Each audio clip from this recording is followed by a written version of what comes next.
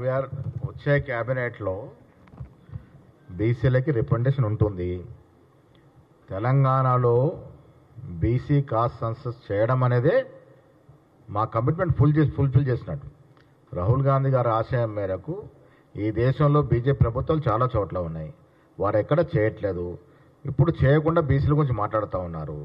మా కమిట్మెంట్ ఉంది కాబట్టి ఇక్కడ రేవంత్ రెడ్డి గారి ప్రభుత్వము కాస్ట్ సెన్సస్ చేసాము. చేయడమే కాకుండా మేము ఎన్నికల ముందు ఇచ్చిన కమిట్మెంట్ 42% చట్టబద్ధ ఇవ్వబోతా ఉన్నాం.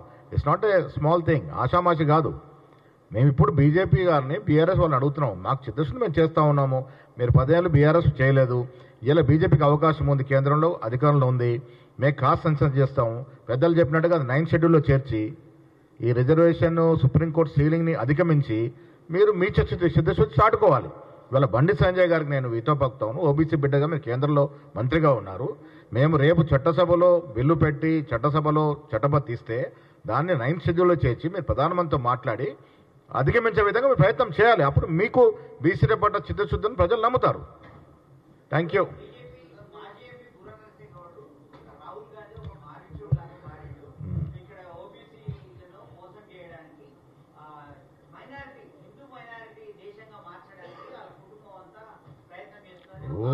పనికి మాలిన ఆరోపణలు.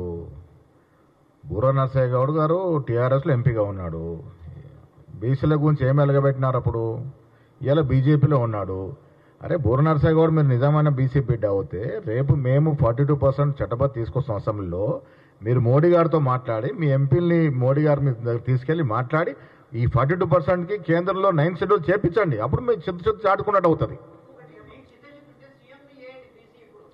రేపు సీఎం కూడా ఏదో ఒక రోజున ఈ రాష్ట్రంలో బీసీ అవుతాడు, అది కాంగ్రెస్ వల్లే అవుతాడు, ఏ పట్ల అవకాశం లేదు. ఇవాళ రేవంత్ రెడ్డి గారు చక్కటి కార్యక్రమాలు చేస్తూ ఉన్నారు. భవిష్యత్తులో ఎప్పుడైనా బీసీ ఈ రాష్ట్రానికి ముఖ్యమంత్రి అవుతారంటే అది కాంగ్రెస్ పార్టీలో అవుతారు.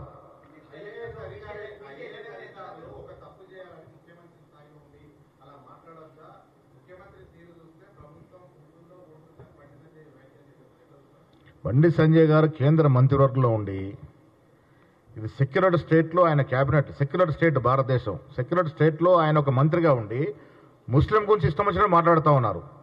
అలా మాట్లాడొచ్చునా? ముఖ్యమంత్రి ఐఏఎస్ గురించి ఎక్కడ తప్పుగా మాట్లాడలేదు. దీన్ని మసిపూసి మారడిగా చేసే ప్రయత్నం చేస్తూ ఉన్నారు.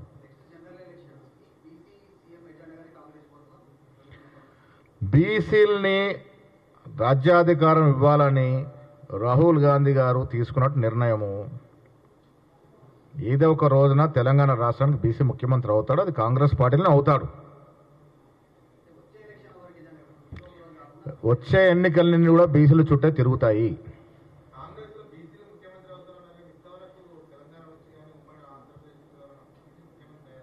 గతంలో కాలేదు కాబట్టి ఇవాళ రాహుల్ గాంధీ ఆ స్లోగన్ తీసుకున్నారు కాబట్టి భవిష్యత్తులో అవకాశం వచ్చినప్పుడు బీసీ ముఖ్యమంత్రి రాష్ట్రంలో అవుతాడు. ఇవాళ ఈ 5 ఏళ్ళు రేవంత్ రెడ్డి గారు ముఖ్యమంత్రిగా కొనసాగుతారు. వచ్చే రోజుల్లో ఈ అవకాశం కాంగ్రెస్ పార్టీలో ఉంటుంది.